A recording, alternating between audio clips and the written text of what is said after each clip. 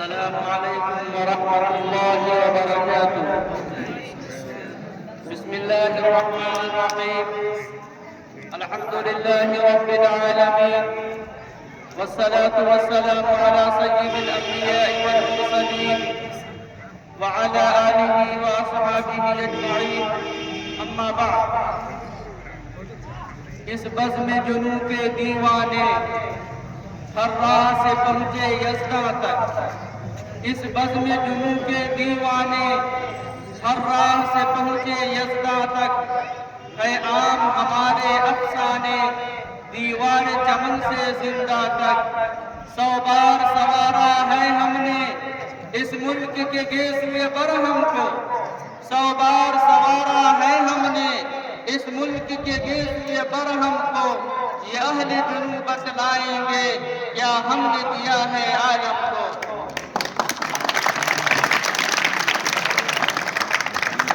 سرزمین ہندوستان کے غیور نوجوانوں،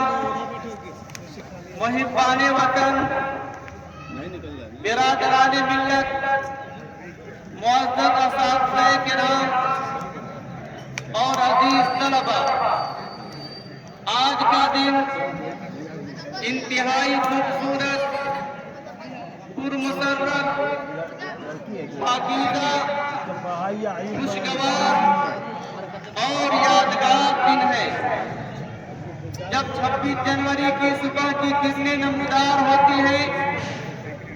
تو وہ اپنے ساتھ ہندوستانی عوام کے لیے بہت ساری خوشیاں لے کر کے آتی ہیں. چنانچہ آج کے دن میں ہر شہر، ہر گلی میں، ہر مدرسہ، ہر اسکول میں، ہر کالج، ہر یونیورسٹی میں، ہر ادارے اور ہر تنظیم میں، ہر مذہب اور دھرم کے ماننے والے، خواہ ہندو ہو یا مسلم، سکھ ہو یا عیسائی، بڑے ذوق و شوق کے ساتھ، چسک و احتشام کے ساتھ اور جوش و خروش کے ساتھ جشن یوم جمہوریہ مناتے ہیں اور ترنگے کو لہراتے ہیں. برادران ملت اسلامیہ، یہ ترنگا جو ہمارے سامنے لہراتا ہوا نظر آ رہا ہے، اس ترنگے کے پیچھے ایک طویل داستان ہے، ایک لمبی کہانی ہے. دلوں کو دہلا دینے والا اور رونگٹوں کو کھڑا کر دینے والا اور درد و الم، مجاہدات و قربانیوں پر مشتمل قصے اور واقعات ہیں. وہ قصے اور ہوں گے جنہیں سن کر نیند آتی ہے، وہ قصے اور ہوں گے جنہیں سن کر نیند آتی ہے، مگر سچی کہانی سے عمل بیدار ہوتا ہے. برادران ملت اسلامیہ، جب ہماری نگاہوں کے سامنے یہ ترنگا لہراتا ہوا نظر آتا ہے تو ہمیں پلاسی کا وہ میدان نظر آتا ہے جہاں نواب سراج الدولہ اس وطن کی آزادی کے خاطر انگریزوں سے مقابلہ کرتے ہوئے نظر آتے ہیں اور بالآخر جان شہادت نوش کرتے ہیں. جب یہ ترنگا لہراتا ہوا نظر آتا ہے تو ہماری نگاہوں کے سامنے سرنگا پٹن کا یہ میدان اور مارکا نظر آتا ہے جہاں شیر میسور، آبروئے ہند، مجاہد ملت ٹیپو سلطان انگریزوں سے مقابلہ کرتے ہوئے اپنی تلواروں کو لہراتے ہوئے نظر آتے ہیں اور بالآخر اپنوں کی غداری کی وجہ سے جان شہادت نوش کرنے پر مجبور ہو جاتے ہیں. جب یہ ترنگا ہماری نگاہوں کے سامنے لہراتا ہوا نظر آتا ہے تو ہمیں بالا کوٹ کی وہ پہاڑی یاد آتی ہے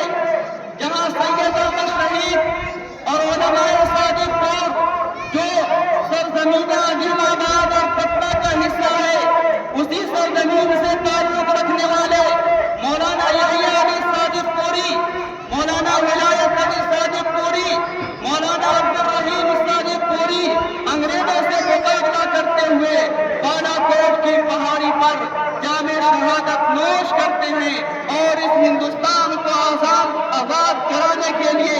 اپنی جان جاں آفری کو سپرد کر دیتے ہیں۔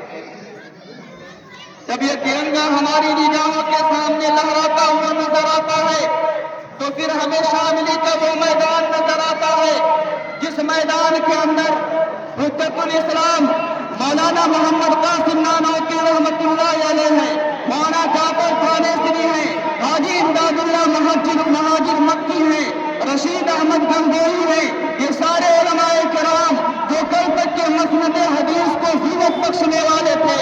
اور اپنے ہاتھوں میں قلم چلانے والے تھے، قلم کو پھینک کر کے اپنے ہاتھوں میں تلوار لیتے ہیں اور انگریزوں سے مقابلہ کرنے کے لیے اور اس سرزمین ہندوستان کو آزاد کرانے کے لیے شاملی کے میدان کو اپنے لہو سے لالا زار بناتے ہیں۔ جب ہمارا یہ ترنگا جھنڈا لہراتا ہوا نظر آتا ہے تو ہمیں پھانسی کے پھندے پر اشفاق اللہ خان چڑھتے ہوئے نظر آتے ہیں۔ جب ہمارا یہ ترنگا جھنڈا لہراتا ہوا نظر آتا ہے تو دہلی کے چاندنی چوک سے لے کر کے خیبر تک کے سارے درختوں پر علماء کرام کی گردنیں لٹکتی ہوئی نظر آتی ہیں۔ جب ہمارا یہ ترنگا جھنڈا لہراتا ہے تو پھر ہماری نگاہوں کے سامنے لاہور کی وہ شاہی جامع مسجد نظر آتی ہے جس مسجد کے اندر انگریزوں نے پھانسی کا پھندا تیار کر رکھا تھا۔ اس پھانسی کے پھندے پر 80 علماء کرام کو ایک مرتبہ میں پھانسی دے دی جاتی تھی، پھر دوسری مرتبہ 80 علماء کرام کے قافلے کو لایا جاتا تھا اور انہیں بھی ان پھانسی کے پھندوں پر چڑھا دیا جاتا تھا اور وہ علماء کرام ہمارے اس ملک کی آزادی کے لیے، ہمارے اس وطن کی حریت کے لیے اپنی جان کو اللہ کے حوالے کر دیا کرتے تھے۔ جب ہمارے یہ ترنگا جھنڈا لہراتا ہوا نظر آتا ہے تو ہماری نگاہوں کے سامنے لاہور کا وہ دریائے راوی کا منظر نظر آتا ہے جس دریائے راوی کے اندر انگریز ظالم ہمارے علماء کو گولیوں میں ڈال کر کے انہیں اس دریا کے اندر پھینک دیا کرتے تھے اور پھر ان گولیوں کے اوپر ہمارے علماء کرام کو گولیوں سے نشانہ بناتے تھے اور گولیوں سے بھن دیا کرتے تھے۔ جب ہماری نگاہوں کے سامنے یہ ترنگا جھنڈا لہراتا ہوا نظر آتا ہے تو پھر ہمیں وہ واقعہ یاد آتا ہے کہ انگریز دہلی کے ایک خیمے کے باہر میں آگ کا ایک انگارہ تیار کیے ہوئے ہے۔ اس انگارے کے قریب میں 40 علماء کرام کو لایا جاتا ہے، ان کے کپڑے اتار دیے جاتے ہیں اور کپڑوں کو اتارنے کے بعد ان 40 علماء کرام کو اس تڑپتے ہوئے آگ کے انگارے کے اندر ڈال دیا جاتا ہے اور انہیں آگ کے اندر پکا دیا جاتا ہے۔ پھر دوسرے 40 علماء کرام کو بلایا جاتا ہے، ان کے کپڑے بھی اتارے جاتے ہیں اور انگریز ظالم ان سے کہتا ہے کہ اے مولویو، اے مولانا، سنو، تمہیں بھی اس آگ کے اندر جلا دیا جائے گا اور تمہیں بھی اس آگ کے اندر پکا دیا جائے گا۔ تم صرف اتنا کہہ دو کہ 1857 کی جنگ آزادی میں ہم شریک نہیں تھے، لیکن قربان جائیے ان سرفروشان اسلام پر کہ ان لوگوں نے اپنی جان کو آگوں میں جلانا تو گوارا کر لیا لیکن ظالم انگریز کے سامنے اپنی گردن کو نہیں جھکایا۔ جب یہ ترنگا جھنڈا لہراتا ہوا نظر آتا ہے تو ہماری نگاہوں کے سامنے حضرت شیخ الہند کا وہ دردناک منظر نظر آتا ہے کہ آپ کا انتقال ہو چکا ہے، آپ کو غسل دیا جا رہا ہے۔ غسل دینے والے دیکھتے ہیں کہ آپ کی پیٹھ کے اوپر، آپ کے زخم کے اوپر، آپ کی کمر کے اوپر زخم کے گہرے اثرات پڑے ہوئے ہیں۔ لوگوں نے گھر والوں سے معلوم کیا کہ آخر اس کا ماجرا کیا ہے، اس کی حقیقت کیا ہے، کسی نے نہیں بتایا۔ رشتہ داروں سے معلوم کیا گیا، رشتہ داروں نے بھی اس کا جواب نہیں دیا۔ شیخ الاسلام حضرت مولانا حسین احمد مدنی رحمۃ اللہ علیہ کو آپ کے انتقال کی خبر مل گئی تھی۔ آپ اس وقت کلکتہ کے اندر تھے، آپ کو کلکتہ سے تشریف لاتے ہیں اور آنے کے بعد لوگوں کو کہتے ہیں کہ ایک امانت تھی جو آپ نے مجھے دے رکھی تھی، آپ کا انتقال ہو گیا ہے، لہذا میں اب آپ اس راز کو لوگوں کے سامنے ظاہر کرنا چاہتا ہوں۔ کہا کہ آپ کی پیٹھ کے اوپر اور آپ کی کمر کے اوپر جو زخموں کے نشانات ہیں، وہ نشانات اس وجہ سے ہیں کہ مالٹا کی کوٹھریوں کے اندر اور مالٹا کے جیل کے اندر آپ ہوا کرتے تھے اور انگریز آپ کی پیٹھ کے اوپر کوڑے برسایا کرتا تھا، اتنا مارتا کہ آپ کی پیٹھ کے اوپر زخم نظر آتا اور پھر اس کے بعد آگ کے انگارے پر آپ کو لٹا دیا جاتا اور آپ اس کے اندر لیٹ جاتے۔ اس کی بنیاد پر آپ کی پیٹھ کے اندر یہ زخم پڑ گیا ہے۔ لوگ کہتے کہ آپ، انگریز کہتا کہ شیخ الہند محمود حسن، تم صرف اس بات کا انکار کر دو کہ میں 1857 کی جنگ آزادی کے اندر شریک نہیں ہوں، میں اس کا انکار کرتا ہوں تو میں تم سے یہ ساری مصیبتیں اور تم پر سے یہ ساری پابندیاں ہٹا لوں گا۔ لیکن حضرت شیخ الہند رحمت اللہ علیہ نے یہ تاریخی جملہ کہا کہ کیا تم چاہتے ہو کہ میرے ایمان کو خرید لو؟ سنو، میں حضرت بلال کا روحانی بیٹا ہوں، میں حضرت خبیب کا روحانی بیٹا ہوں، میں حضرت امام احمد ابن حنبل رحمت اللہ علیہ کا اور روحانی بیٹا ہوں جن کے اوپر ہاتھیوں کو دوڑا دیا گیا، میں حضرت حضرت محدث دہلوی رحمت اللہ علیہ کا روحانی بیٹا ہوں، میں حضرت سمیہ کا روحانی بیٹا ہوں، میں اپنی جان کو ضائع کرنا تو گوارا کر سکتا ہوں لیکن اس وطن کی آزادی کی خاطر، اس دیش کی حریت کی خاطر یہ نہیں ہو سکتا کہ میں تم سے سمجھوتا کر لوں اور تمہاری باتوں کو مان لوں۔ میرے بھائیو، بزرگوں اور دوستوں، جب یہ ترنگا جھنڈا لہراتا ہوا نظر آتا ہے تو مجھے شیخ الاسلام حضرت مولانا حسین احمد مدنی رحمت اللہ علیہ کا وہ واقعہ بھی یاد آتا ہے۔ ذرا توجہ سے سنیے گا اور سبق اور نصیحت حاصل کیجیے گا کہ جنگ آزادی کی تحریک چھڑ چکی ہے اور انگریزوں کے خلاف جہاد کا فتویٰ دیا جا چکا ہے۔ حضرت مولانا حسین احمد مدنی رحمت اللہ علیہ کے بارے میں وارنٹ جاری کر دیا گیا ہے انگریز حاکموں کی طرف سے کہ جہاں کہیں پر بھی حسین احمد مدنی نظر آئے گا اسے گولی سے مار کر کے اڑا دیا جائے گا۔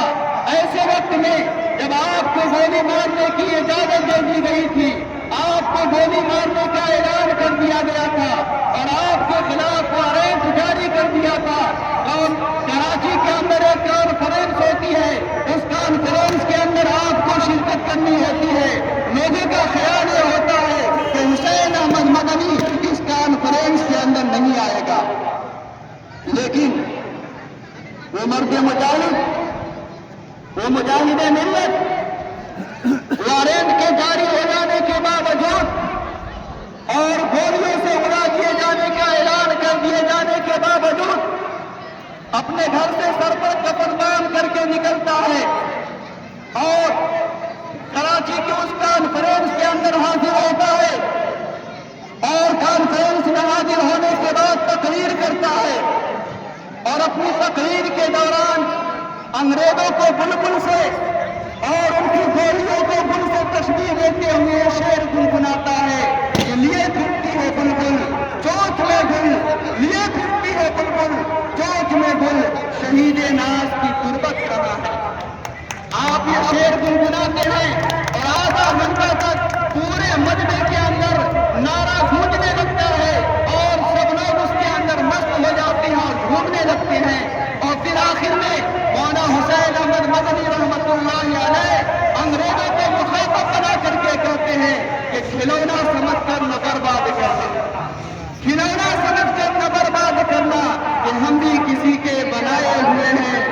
کھلونا سمجھ کر نہ برباد کرنا کہ ہم بھی کسی کے بنائے ہوئے ہیں، کہ فرنگی کی فوجوں میں حرمت کے فتوے سرے دار چڑھ کر ہم بھی گائے ہوئے ہیں۔ دوستوں،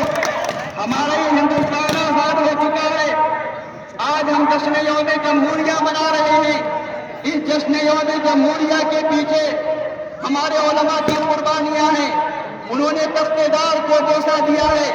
انہوں نے پلاسی کے میدان کو آباد کیا ہے, انہوں نے شابلی کے میدان کو اپنے لہو سے لالازار کیا ہے. لہذا ان کی قربانیوں کا تقاضا یہ ہے کہ ہمارے اس ملک ہندوستان کے اندر ہر مذہب سے تعلق رکھنے والے کو, ہر دھرم کے ماننے والے کو اپنے مذہب کی مکمل آزادی اور رواداری ہونی چاہیے. اگر ایک طرف مسجد کی میناروں سے اذان کی صدائیں بلند ہوتی ہے تو مندر سے بھی لوگوں کو گھنٹہ بجانے کی پوری آزادی اور رواداری ہونی چاہیے. انہی بنیاد پر ہمارے علماء کرام نے اپنی قربانیاں دی تھی اور ہمارے اس ملک کو آزاد کرایا تھا. لہذا ہم بڑے ادب کے ساتھ, بڑے پیار کے ساتھ, بڑی محبت کے ساتھ لوگوں کو یہ بتانا چاہیں گے کہ نہ تیرا ہے نہ میرا ہے, یہ ہندوستان سب کا ہے. نہ تیرا ہے نہ میرا ہے, یہ ہندوستان سب کا ہے. نہیں سمجھی گئی یہ بات تو نقصان سب کا ہے. اور جو ندیاں مل گئی اس میں اسے مہاساگر بنانے میں